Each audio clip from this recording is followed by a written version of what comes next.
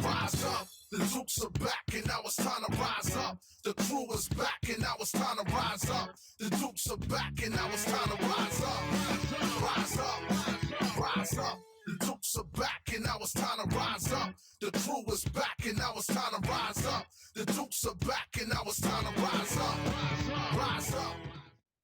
And we're back to the D's on Fire podcast with our special guest, Zac Weiss, back once again to do the kind of midway point of the basketball seasons, sum up non-con play and expectations for conference play. Finally having somebody who actually has knowledge about all things A10 basketball. Well, I don't know. Apparently, I was the knowledge of yo mama jokes at Duquesne women's basketball practice last night, so that's really subjective right there, Nick. And yet still covering half of A10 basketball in the process, or at least following along with.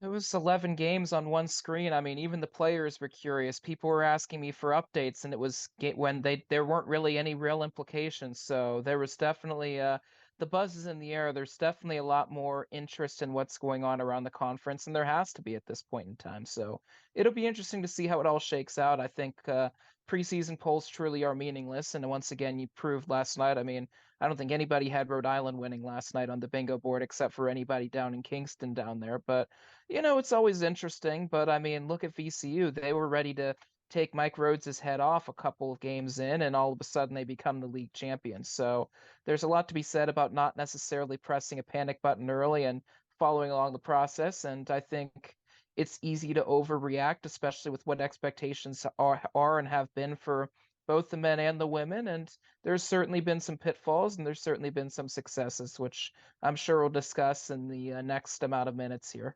Yeah, and obviously, me not being a reactionary person at all completely understands that, and definitely didn't need a nice reminder from you in the messages to build me back up after being really down in the dumps last night. Alec and I did one of our rare texts during the game because I couldn't not talk about certain things, and at the end, it was just, well, that sucked. But you're going to get one or two of those in conference play. I mean, it happens. I mean, right now it's one game. I wouldn't worry too much about it, but I think there's some certain reasons why some things happened last night, and it didn't necessarily have to do with the game as much itself. To be clear, we're talking about UMass, which we're recording on Thursday. Yeah. And last night was the UMass game, first conference play. Just right off the bat, I guess, like, since we do have the first game to talk about, what are your personal thoughts on what happened last night? I think it shouldn't necessarily be a surprise. I think these are very even teams going into it, and obviously Amherst isn't necessarily the easiest place to travel to for the Duquesne Dukes, but really I think the inside player, Duquesne's really lack of consistent inside options, which is something that Keith Dambrot's kind of harped on. He's done lineup changes, he's tried to find hot hands, but when a unit itself just can't get it going, I think there's just a lot to be said. And obviously, I think it's really tough when you have a guy like Trey Williams who's been accustomed to starting, and you could maybe speak to the fact that the team's depth has grown so much that his time is gone. And obviously, last year there was buzz that he could be a dark horse defensive player of the all defensive team in the Atlantic 10, but just I think that hand injury came at a bad time, and you're not necessarily getting the court reps. Chabi Barre, I mean, nothing was promised to him, as I wrote earlier during the right before the non-conference season about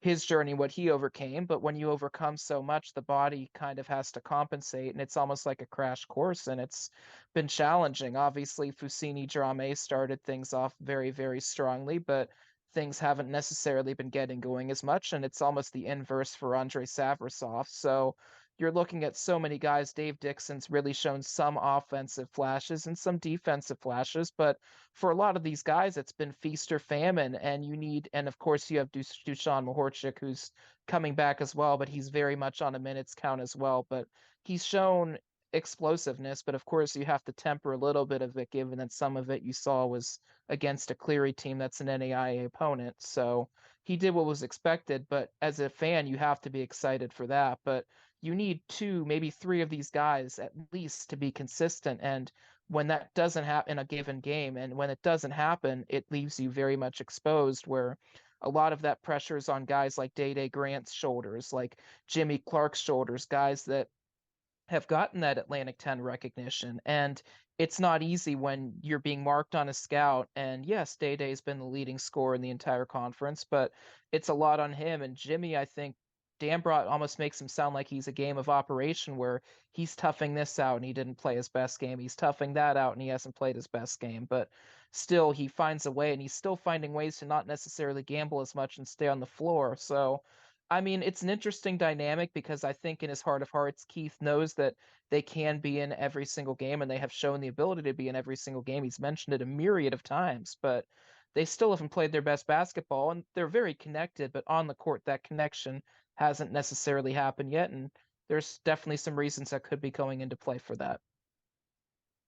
Yeah, you mentioned consistency. One of the consistent things that it hasn't been good is our team pretty consistently getting into some sort of foul trouble, whether it be the guards, bigs, combination of both. Like last night, Kareem and Dixon both got in foul trouble early. And from a consistency standpoint, I'd say Dixon has been the most consistent performer of the bigs. But whenever you have 3 fouls in the first half and then pick up a fourth pretty early on in the second, I mean, there's not much that you're going to be able to do at that point. Well, no, but I think Dixon knows where his bread is buttered, and defensively he goes for those highlight blocks. Maybe more so now that he has that ability, maybe some of that can be channeled offensively, where he's not necessarily just a putback dunk guy, or defensively where he's more positioned in the post, where he can wall up and alter some shots that aren't necessarily blocked, but can set up a teammate for a shorter court on the other end. But even still, you're right. He has probably been the most consistent player, but he's also probably been one of the most consistent players, whether it be foul trouble or a quick hook off to the bench, for whatever reason that might be.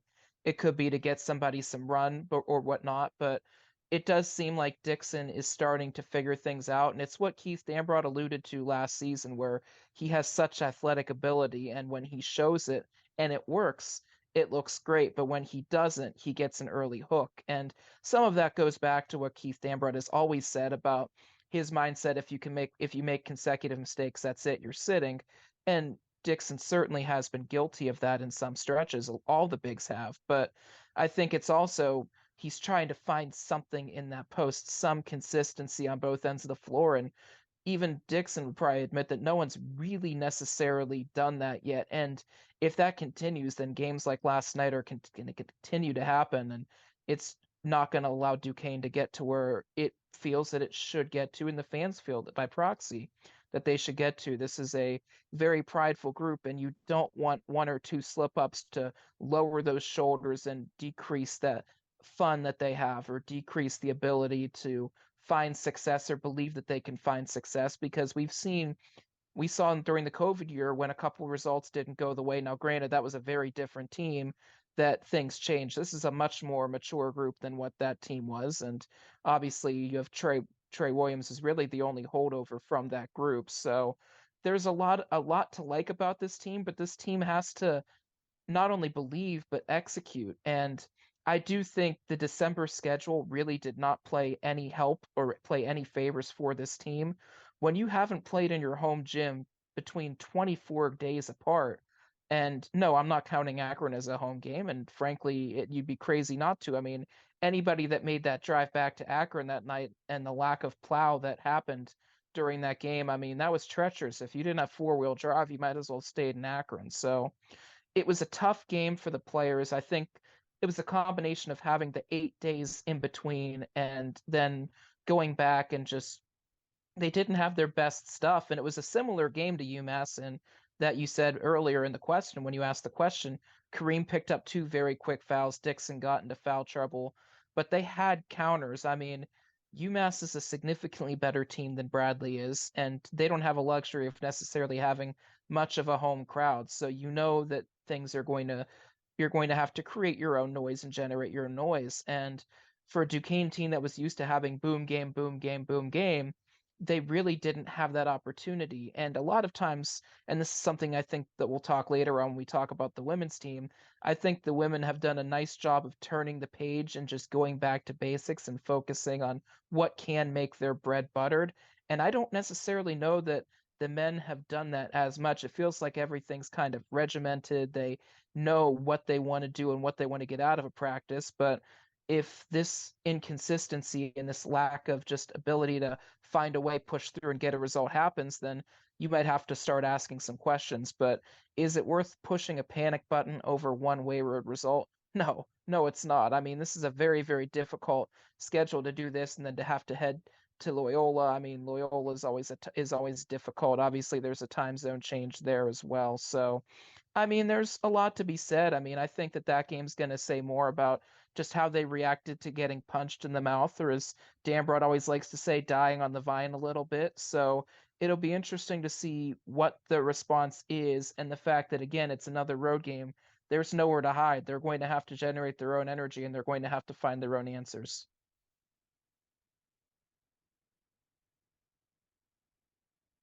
Do you want to talk about the women a little bit, Nick, or do you want me to follow up on that? No, go ahead. We'll stick with the men for the first half, and then we'll get the women's talk in the second half. Yeah. I didn't want to do a disservice to the women, but we'll definitely get there.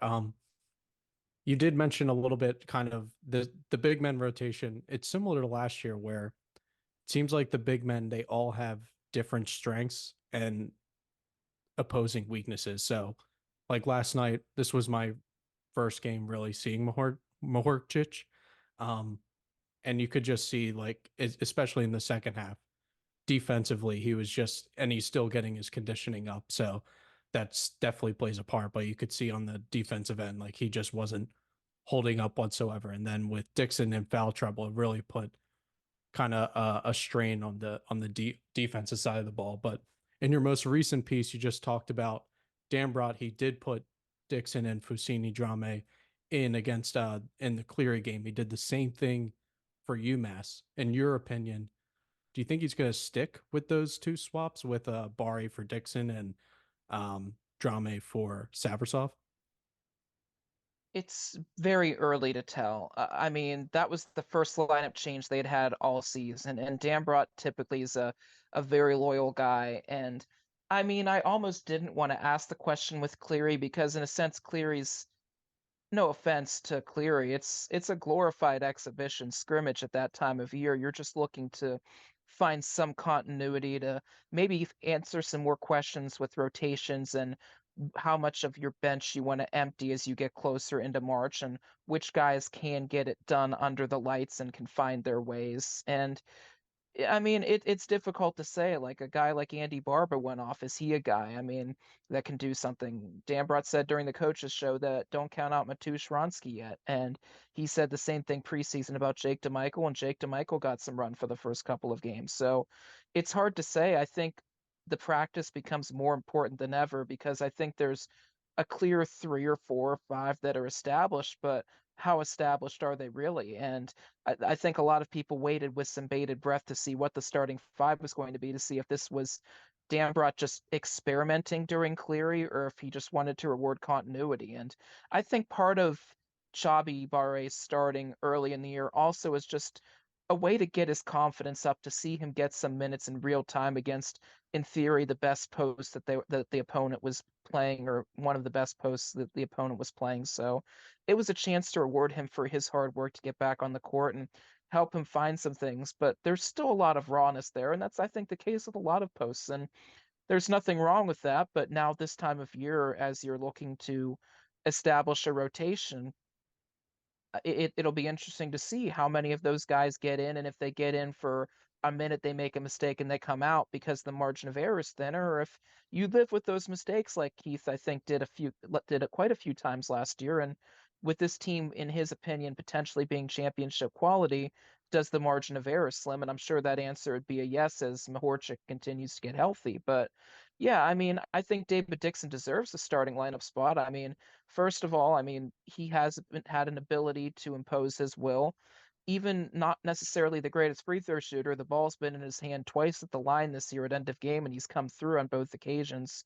He understands the media part. He's a good character for the fans, someone that you can root for, and he's someone that's really come a long way. And mind you, I mean, he still might not necessarily be at 100% yet. I mean, he came in dealing with some injuries off the court, and it's something that him and I talked about just, and then you have some setbacks, but I think it showed that just his ability to roll with the punches. And his injury, while it was, of course, you had to deal with some stuff, I mean, he was a lot further along than Chabi Barre in terms of getting back, conditioning, are you playing, are you not?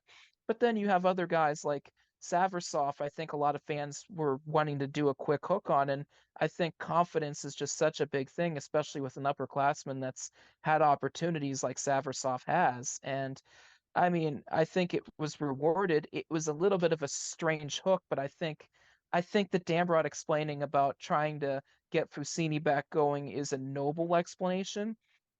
But it's tough because it seems like Savrasov's minutes have gone down or at least haven't been as productive since. So it's such a juggling act because you have a lot of guys that are balancing team, and there's definitely some pride. I mean, this is a very experienced group, so of course there's a lot of pride on the line, but he's going to have to start to get to the point where he's going to make decisions, be able to have an explanation for his team. It doesn't matter if anybody else understands or follows the explanation or they disagree. I mean, ultimately, this is his team and he has to make the choices. And the five you see now very well might not be the five you see in March, healthy or not. So he's going to have to make some decisions, and it'll be interesting to see if he plays the loyalty game again on Saturday or if he tries to make another change, whether he believes it's the best move for the team or he's trying to light a fire under them. I mean, he has options, but at the end of the day, whoever the five are, they're going to have to execute, and just consistently, they've not necessarily shown the ability to do that for a full 40 minutes yet.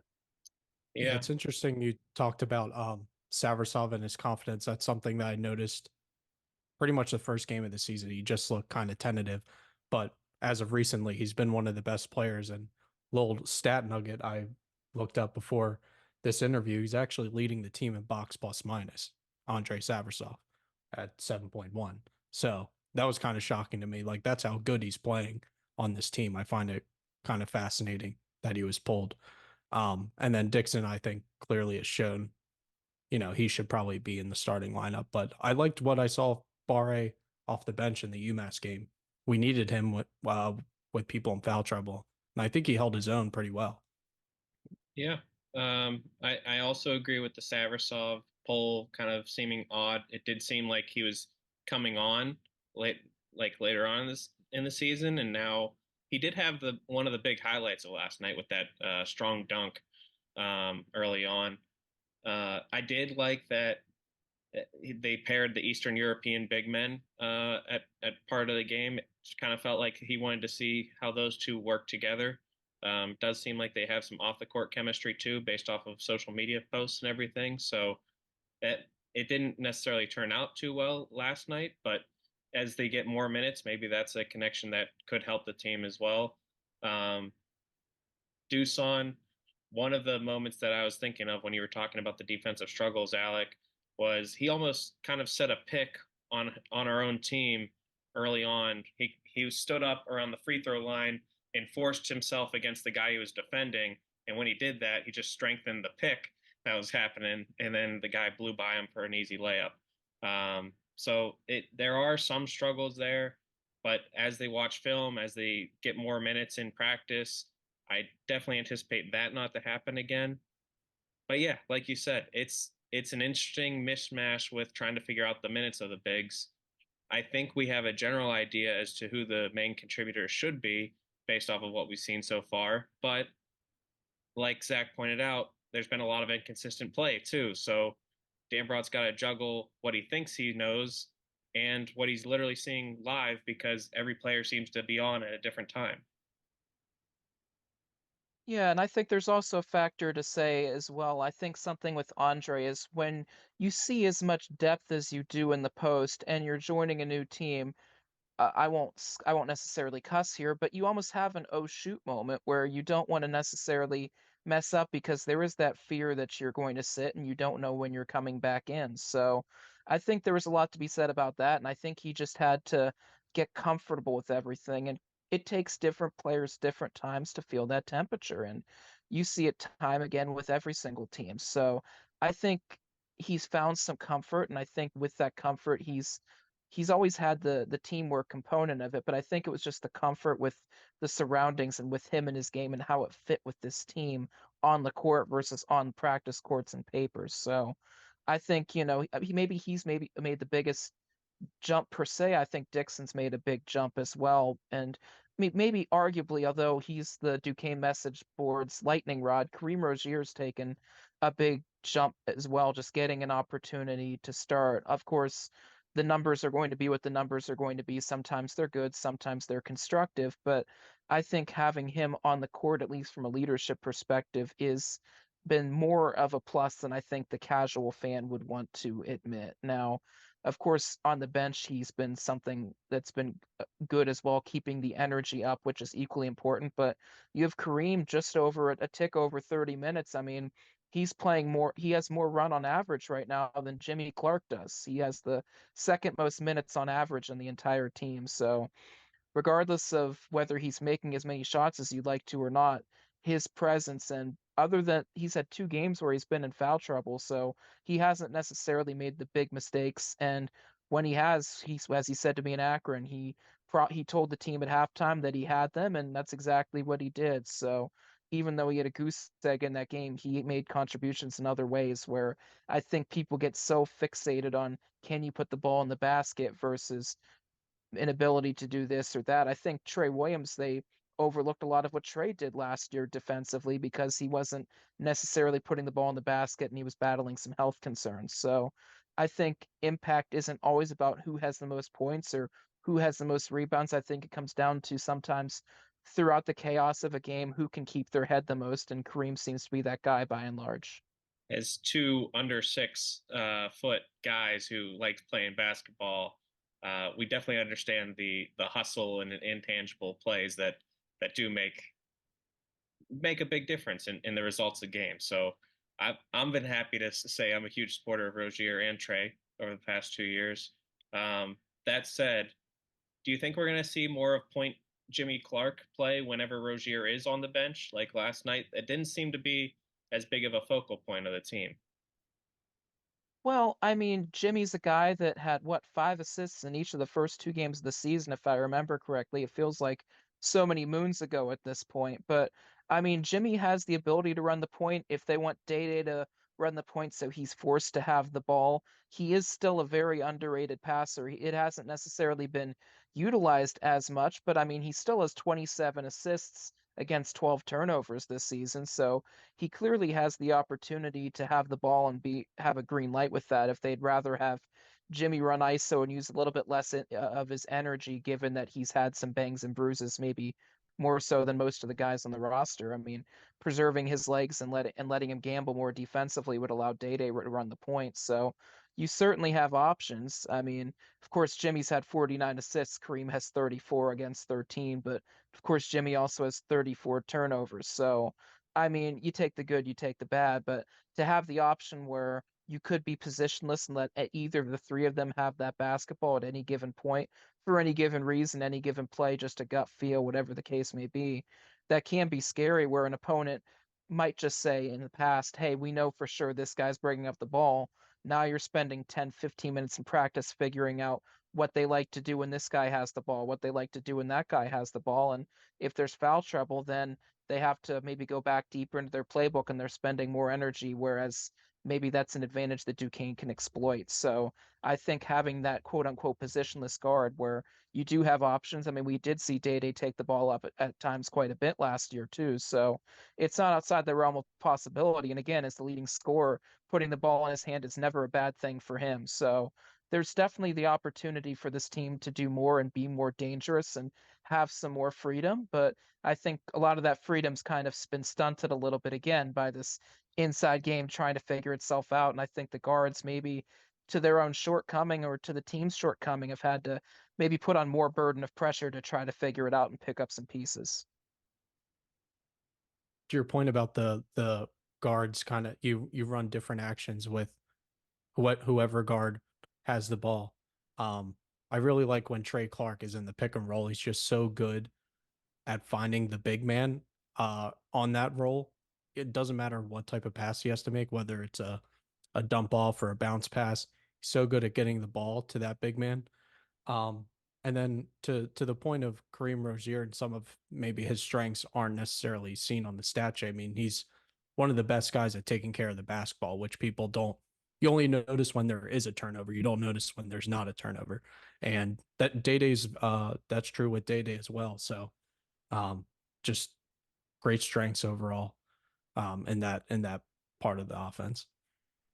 Doesn't suck when you can take care of the basketball. And I think this team's learned to value it. And I think they've learned what a good turnover is versus what a costly turnover is. And a costly turnover isn't necessarily just, oh, we're giving the ball back in a pivotal moment. It's not giving the ball back in a position where the opponent can make the ball hum. And I think that's been a huge point of emphasis where I think they've improved so much, not only in Dambrot's time with the program, but even from last year to this year. I think this team is more sophisticated and more mature, but that also makes the margin of error more noticeable as well.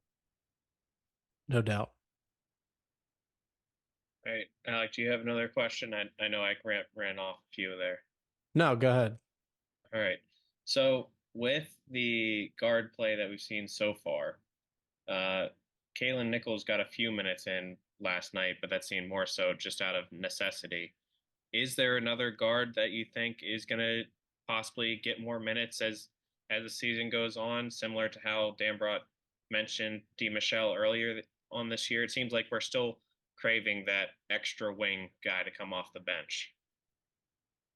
I think that's going to be determined by the limited run you get in games and what you've seen in practice. I mean, Kalon's in a very tough spot in particular, where I think in the beginning he was almost forced to come in, whether it was because of the bulk of games that they were dealing with, or more so just to get him those experiences. And figure wise, he reminds me a lot physically of Jeff Doughton from Rhode Island and just that ability. But I think there's still a lot of learning. I mean, he's a freshman, and the systems that Dambrot likes to run are very sophisticated systems. And that's not to say that Kalon is not sophisticated. I just think that it takes some time to figure out the flow of the offense and the understanding that if you make a mistake defensively, then you're going to sit your behind down on the bench. And I think there's a lot of learning to do. And I think he, as well as others, have really good role models and seeing what the standard is, seeing what's on the court for so much of the game, and understanding that if I want to get on the court for more minutes, I've got to outwork this guy. And you can't really outwork Day-Day Grant. And with what Jimmy's able to do on both ends of the ball, you can't really outwork Jimmy. And with the heart that Kareem has, the heart of the lion, as Day-Day likes to call it, it's really hard to out-heart Kareem Rozier. And for him, it's almost like a Pokemon effect. You got to catch them all. And that's kind of what he has to do to get out on the floor. And again, that's a big ask from a freshman. So will he get opportunities? Yes. Will he get opportunities in A10 in March? I hope so, because that would mean that he's continued to progress, but he is a work in progress right now, constructively. And I mean, I personally would like to see Jakob in a little bit more just to see, because I think, yeah, in his time, he's been a little bit more turnover prone lately, but I think having a professional mindset like he has and allowing the game to come to him and letting it slow, I think the opportunity is there. And again, you want to see Trey Williams out there a little bit more too, just because of what he's able to do defensively and because he's in the best physical condition that he's been in. As he gets more reps, I think maybe he will get a little bit more run. But again, what Keith Dambrot is doing right now is just, I guess, to borrow misinterpret a phrase from John Rothstein, it almost is mission impossible right now, because there are so many proverbial mouths to feed, and there's only one basketball, and there's only 5 spots. And again, I mean, he's probably going to have to cut it to 9, 10 at the most come beginning of March. And there's going to be guys that are playing right now that are either going to be playing little to no minutes at all. And how are they going to take that, and how are they going to remain engaged? I think if they follow what Trey Williams has done with staying positive, poking fun with Dushan when he's having and one plays, and remaining positive and focusing on the team, then I think that if there's some shortcomings in the post, or there's a a misconception here or something they fall short in, I think they can use an intangible like that to overcome something like that. So it's going to be really important, not that necessarily the consistency at that point, more so the connectivity piece of it and how that plays. There's only one ball. Little known Pe- fact. People forget. All right. So still, honestly would have asked this question obviously without any A10 play starting up, but any predictions as to how the conference is going to shape up? How many NCAA tournament teams we have? How many NIT teams we have? Anything like that? I mean, the NIT stuff is just so daggum impossible to predict.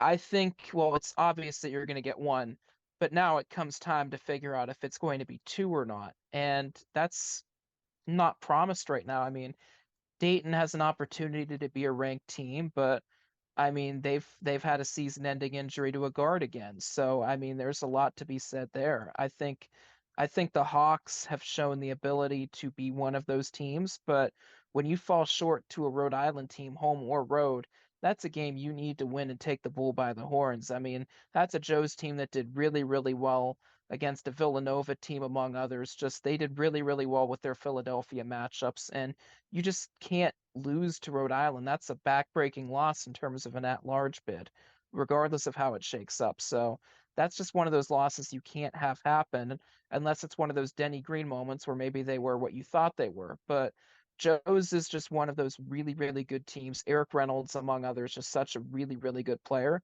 And you saw the rise of a Bonaventure really rising to the challenge against VCU. I don't care that VCU is a first year in a with a change with Ryan Odom. I mean, obviously they're not necessarily at full strength with Bairstow just coming back and playing his first couple of games here, and they'll only get better. But VCU is always dangerous. I mean, I still think Fordham's a very dangerous out, and Foggy Bottom's never an easy place to play, and to come through with a big road, quote unquote, roadkill win in triple overtime, that's a very heady win for a team that would probably tell you they underachieved in the non-conference slate.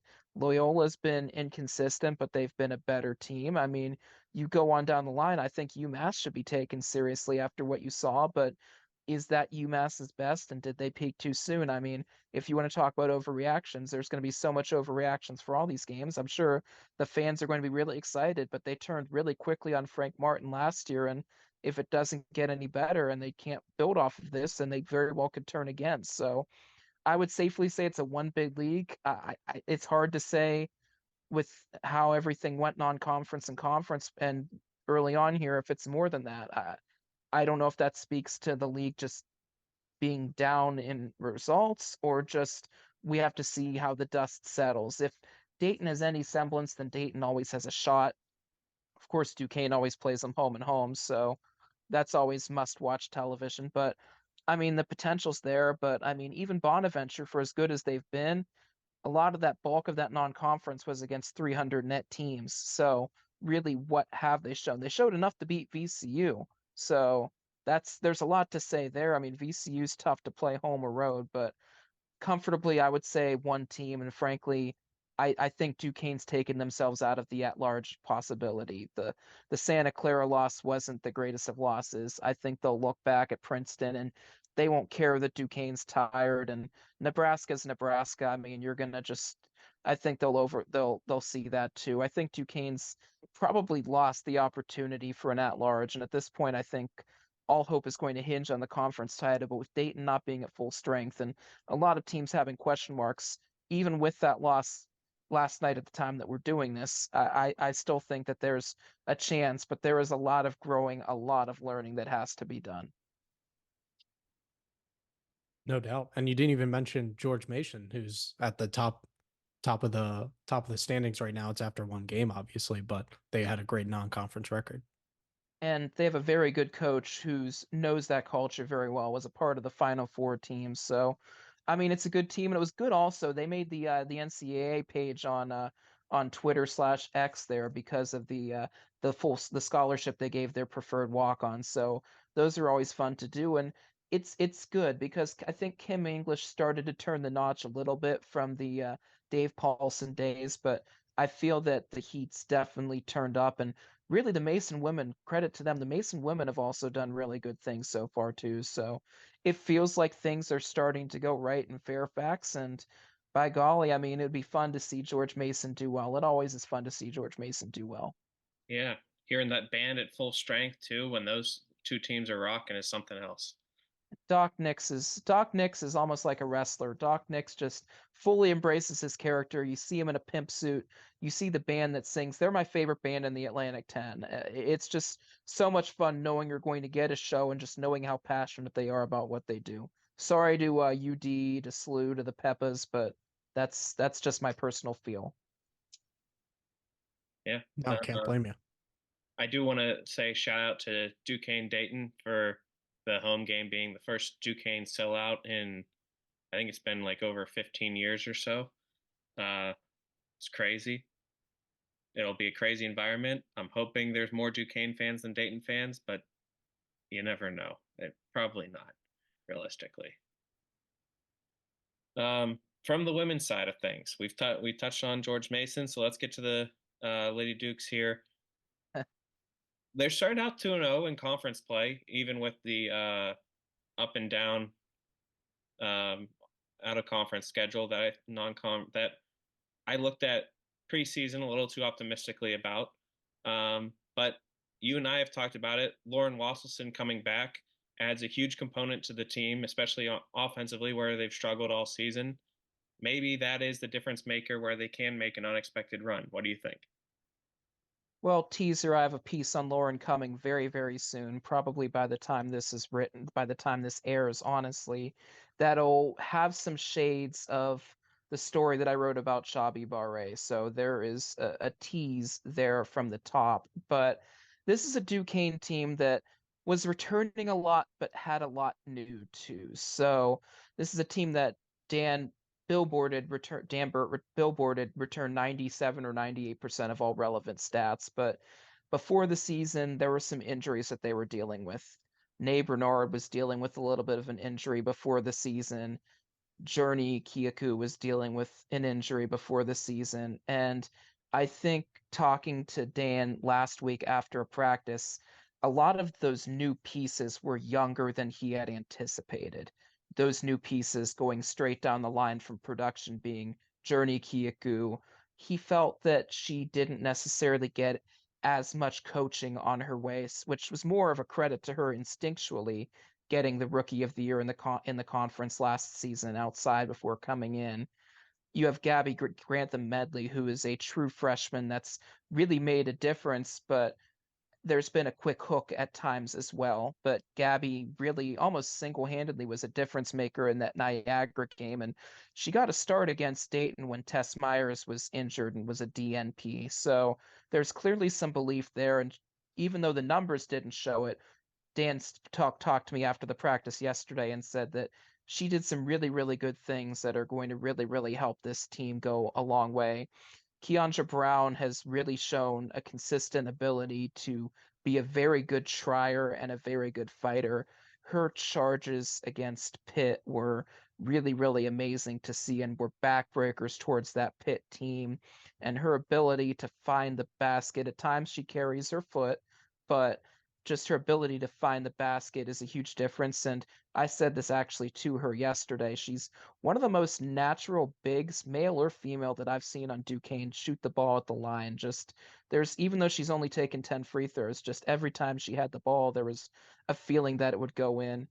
Kate Ammons didn't get a chance to play last year. She redshirted.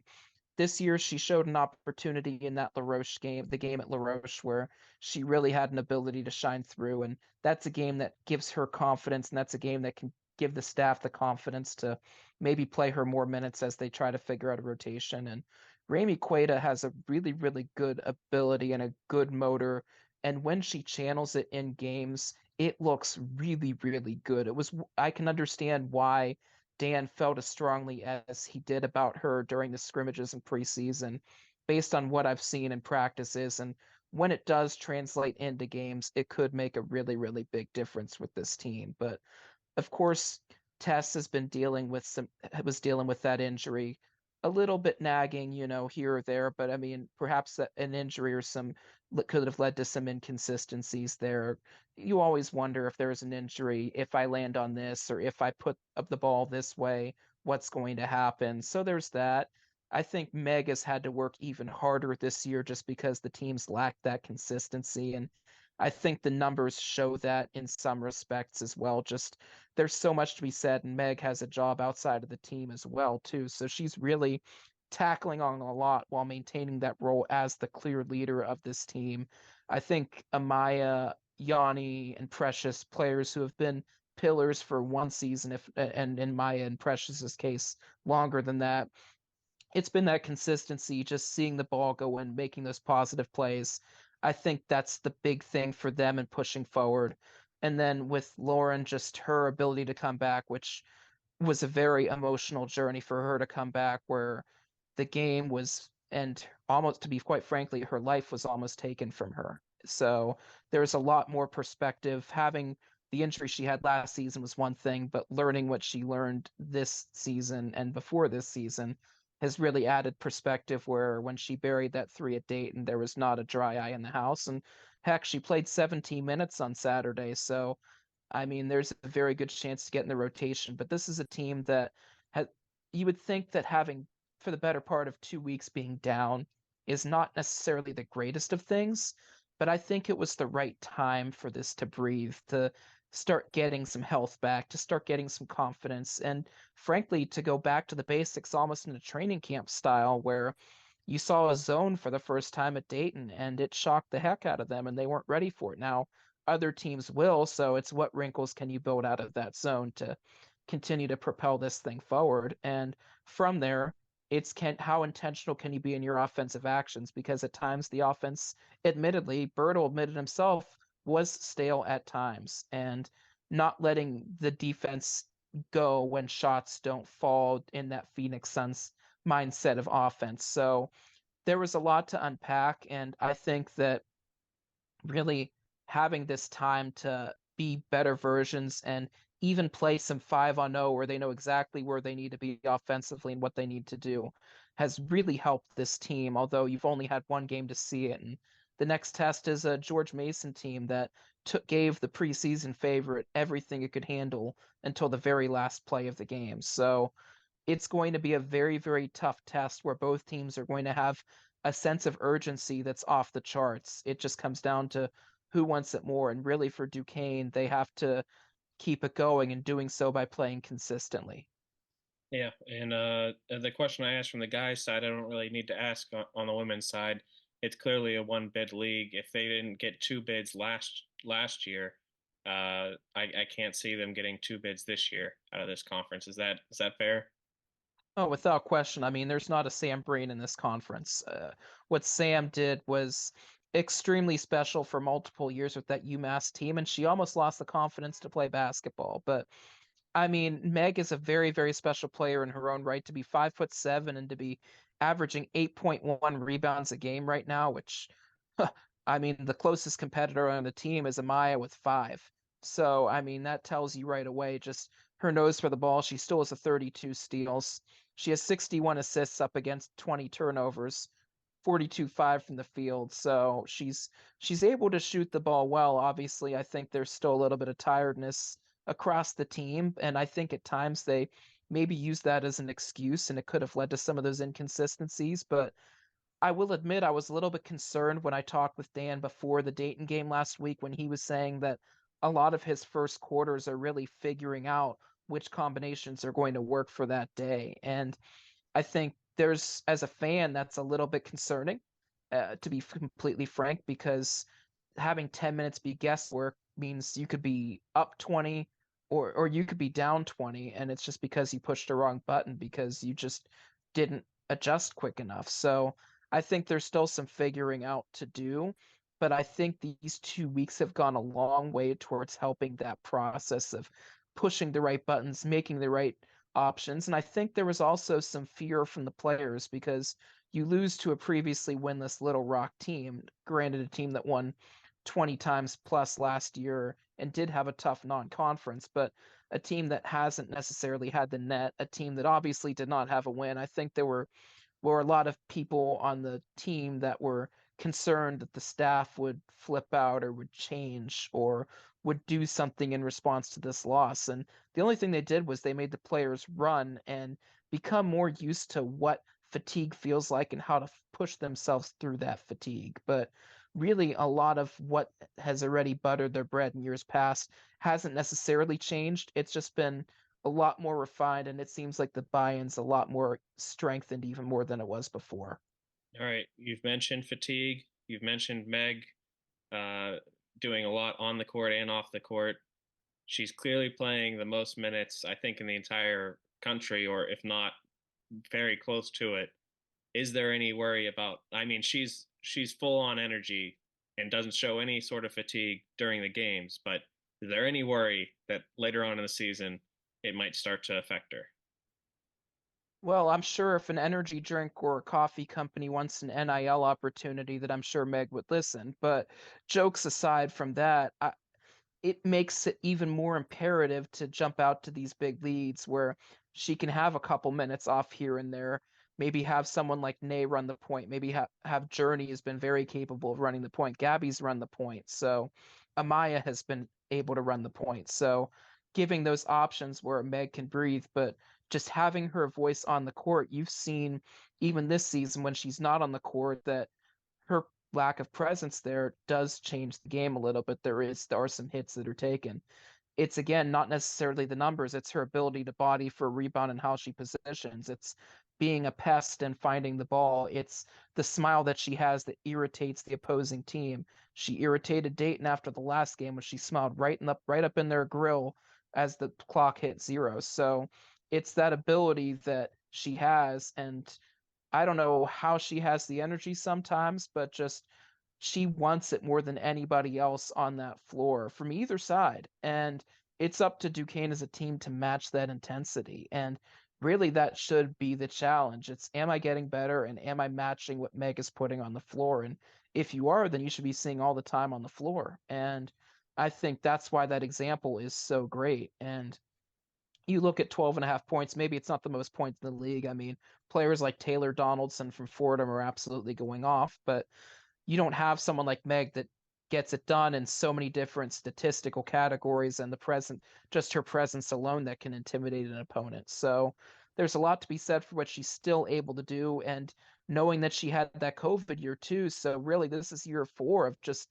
being intense and growing. And again, the first year or so of it, she wasn't in the home gym. So I mean, there's a lot to be said about what she's been able to do and what she could potentially be able to do, but it's on the team to be able to get that lead so where she can rest her legs even the slightest amount of bit.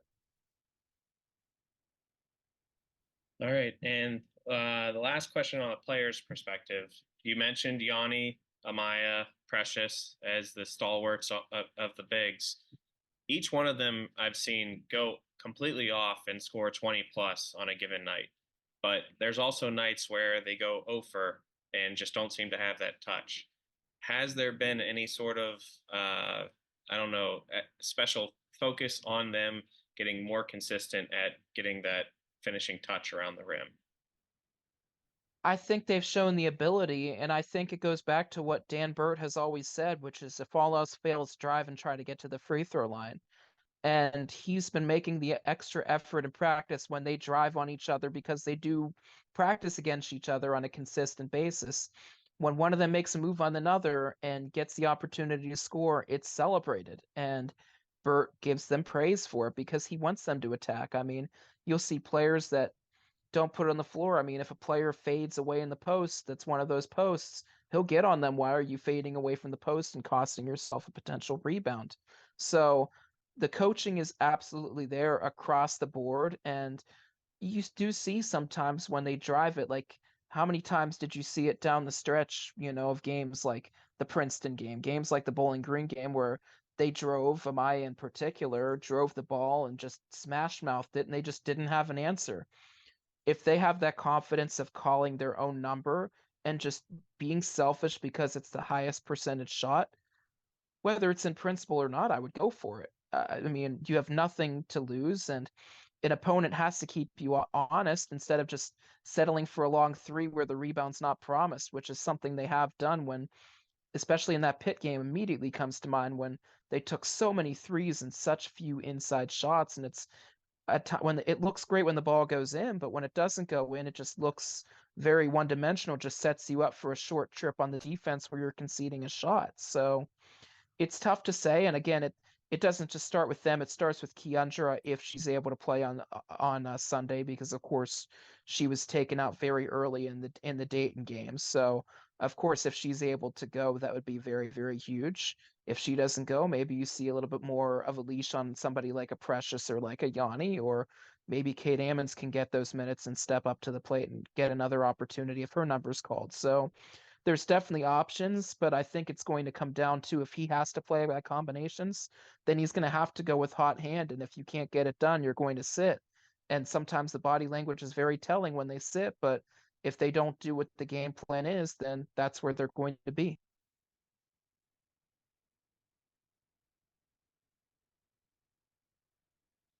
Nick, you're on mute.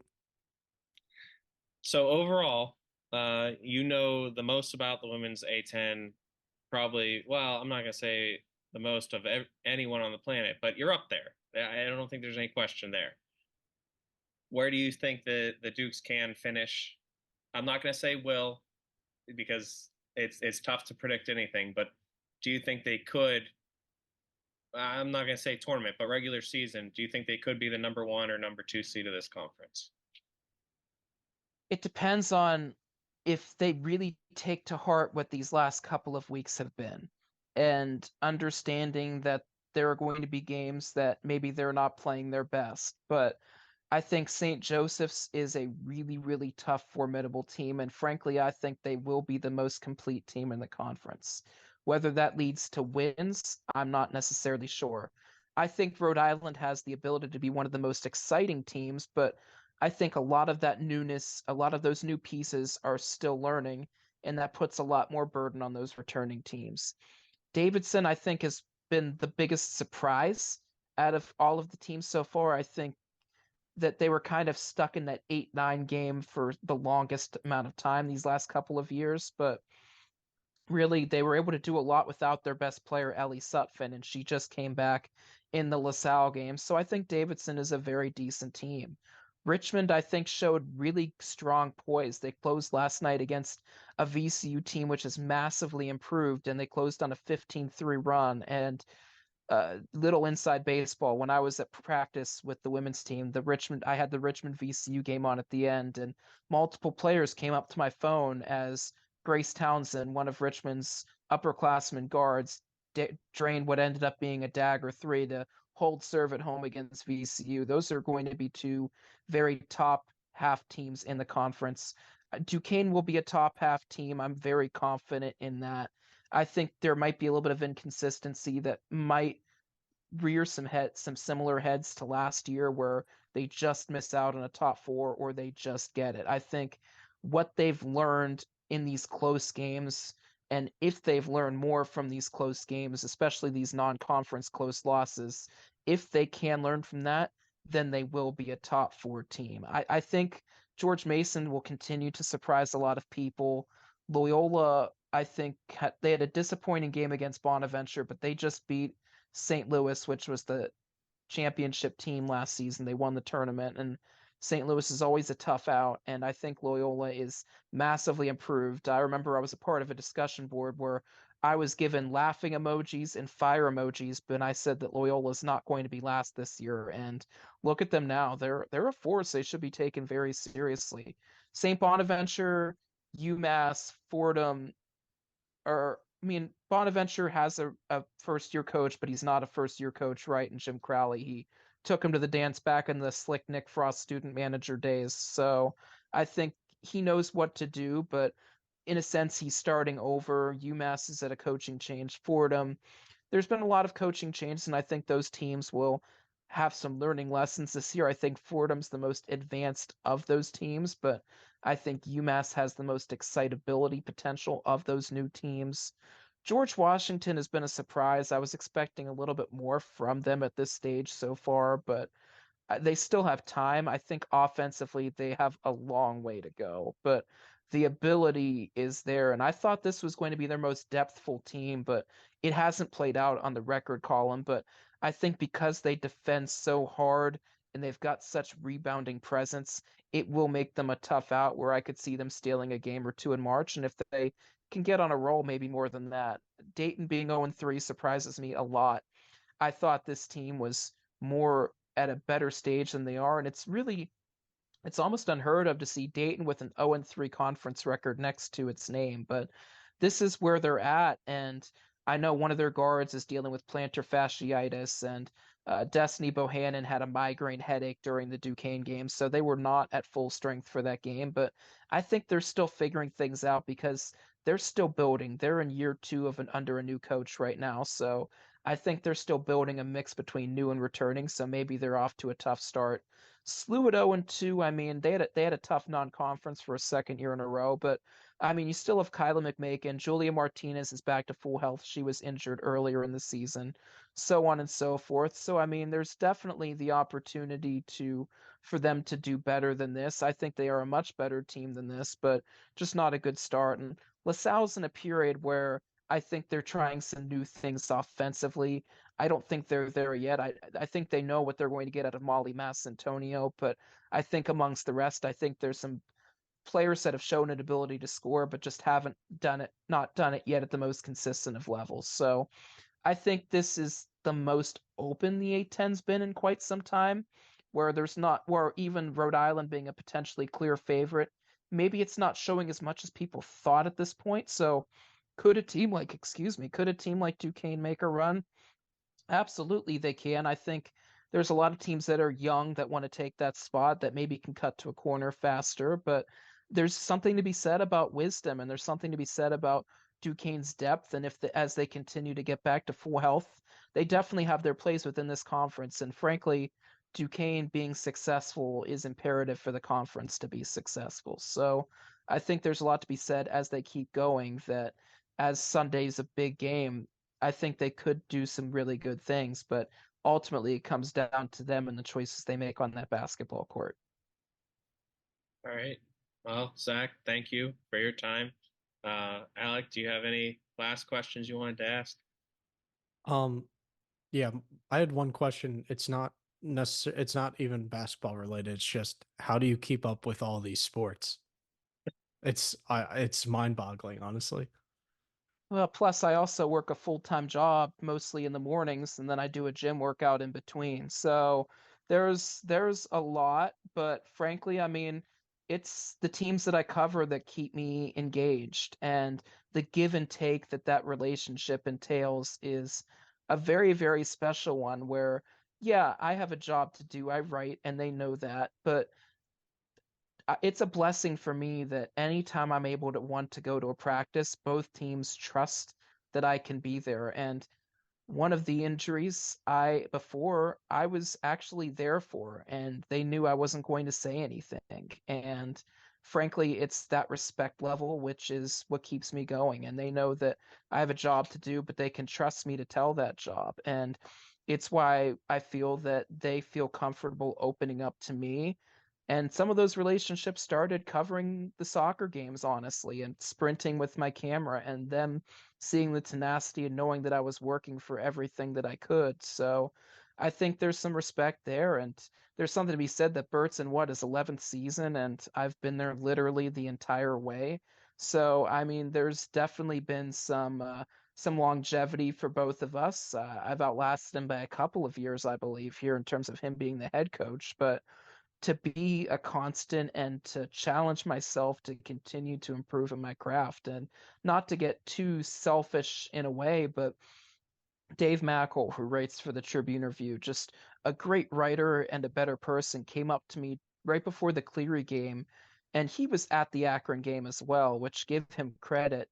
He said that he read my article for the Akron game, and he told me that it was as if he was there. If he wasn't there, he had a perfect picture of what it was. And to hear those words from him were meaningful, and it reminded me why I love doing what I do. And frankly, it was because I made the choice Kareem Rozier, who I mentioned had 0 points in that game in Akron, said, Zach, I got something to say. Can we do an interview? And making the decision that even though he had 0 points, absolutely, I'm going to let Kareem say what he needs to say. And without Kareem saying that Drew Joyce really chided them and came after them and challenged them in that locker room at halftime, I don't talk to Drew. And without talking to Drew, I don't have the beginning of my article. And the integrity of that article takes a huge hit. But because I made the choice to talk to Kareem, it changed a lot. And really, that's what I appreciate, is having the relationships where I know that they have my back and I'll have their back as best as I can. But again, I also have a job to do. So if you win, this is why. But if you lost, you're darn right I'm going to say this is why. And if you want to talk about it after, I'm always open ears. But I mean, that's the way that I've always been. That's the way I always will be. But I also know that having done stuff as an SID assistant back at my alma mater at Point Park, I've done these bus rides before. I know how much they suck. I know the student athlete part of it, and I know the grind and the give and take and the other things. So I appreciate a lot and respect a lot what they do. Probably, and a lot of people don't realize what they do and what these student athletes do. So I appreciate the respect that they give me, and I know that it's a blessing, and I know it's a privilege, and I know it's my job not to lose it. And it's so hard to gain, and it's so easy to lose. So that's what keeps me moving. That's what keeps me motivated. And it's something, again, that every single article I write is another chance. So I appreciate that. I appreciate that you see that in me also. But for me, it's always been I've had an athletic mindset, and just the athletic mindset of having proper preparation leading to perfect performance. It's something that was taught to me in high school, and then my great grandfather's advice, which is just to plan your work and work your plan. And having those mindsets in addition to just trying to get 1% better on a daily basis really, really go a long way. And it motivates me to do a lot to try to push myself that next step to try to find something.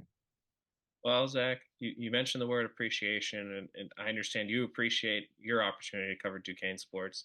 I can speak pretty safely for Duquesne fans that we appreciate all of the effort and time you've put in for every sport, really. And obviously, I'm appreciative of the relationship that we formed because of Duquesne sports, and for you taking the time out of your busy schedule to come talk to us every once in a while on this pod, even while watching golf, which Alec didn't realize you were following along with another sport before and probably Yep. during this. Oh, absolutely during too. But I mean, one more little tidbit. Congratulations to all the Duquesne past student athletes that are being inducted into this latest Hall of Fame class at the end of the month. It's crazy to think it had been this long since they've had a class. It's even crazier that outside of Tom Slosky, I've covered every single one of those athletes that have gotten recognized, and I'm literally feeling like it's not just nostalgic, but it almost feels like I've just pulled my first metaphoric gray hair. But outside of that, I mean, of course, I'm sure if you can get there, I'm sure you're going to try, given the 15-16 women's basketball team and April Robinson solo are getting recognized in the Hall of Fame class. But several NCAA tournament or NCAA football, in that case, championship teams, some individual players, Ariel Love for volleyball, Slosky for cross country, the football team getting recognized. I mean, Liz Holman getting recognized. A really, really strong class. And again, to have covered almost all of those individuals, what a blessing, but also, wow, where did the time go? Yeah, and I can see in a few years the women's soccer team getting added to the list, and honestly, Jaden Daw probably based off of his success at Duquesne. And I mean, we've talked about her enough. Meg McConnell, I'm sure she'll be up in the rafters one day if she. I mean, I don't even know if she needs to keep up the pace at this point. She's basically already cemented herself there in my mind. It's definitely possible. Jaden, what a character. He would tell me some of the dances he was doing before the goal. He was telling me about the one dance that he was doing. That Jaden's was always a fun guy, always up for just about anything. So to hear his name and see his name, excuse me, get called in the MLS draft is such an honor. And it's a testament to what they see in him and that they feel that he can grow to just become even more than he already is. And for Duquesne soccer, that's a really good opportunity to use at the recruiting table to just be taken even more seriously, that these last couple of years have been back up to the standard and been something special, and that regardless of where the staff travels to, whether in Pennsylvania, outside of Pennsylvania into other states or into other countries, it's something that can be said that you can make it to and hear your name called in an MLS Super Draft if you put in the work. And it doesn't matter if you're at this school or that school, the opportunity is there. And that's something that Duquesne has that a lot of other schools in the conference don't necessarily have. And it's definitely something that the staff can take and this team can take a good form of validity and a good form of legitimacy, and that other people are seeing what they're doing, and it can only increase the level of play as this team tries to find an improved version of what next year's season could look like. All right. I tried wrapping it up by showing how much we appreciate you, and then we got on to more Duquesne sports topics. It just is never ending. But I don't want to take up any more of your time tonight. It's already 9:30. I appreciate you doing that. I know you start off really early in the mornings. Thanks so much, Zac. Always appreciate it. It was a 6 a.m. wake up call, but that's nothing. Nothing a cup of coffee won't fix. Yes, thank you, Zac, and go Dukes, I guess, right? Yeah, Zac, you want to join Dukes? I'm off. I'm on the clock. Sort of. No, I mean, I'm actually on the clock. I still have my impartiality. I mean, obviously you want everybody to find success, and really that's what matters the most. And if obviously their success would be helpful for the fans and just get more of an atmosphere, more of a buzz, which honestly feeds into what I love doing as well. So of course I want to see Duquesne succeed as people, as on the court and in the classroom, which is often the overlooked part as well. All right. So we'll translate that for you. Go Dukes. Yeah. so you want to say go A10? Is that there we go, yeah. Enough? As long as you don't tell me go to bed, I'll take it. All right. Well, thanks all you listeners out there, and for all of us, I'll say go Dukes. The Dukes are back and now it's time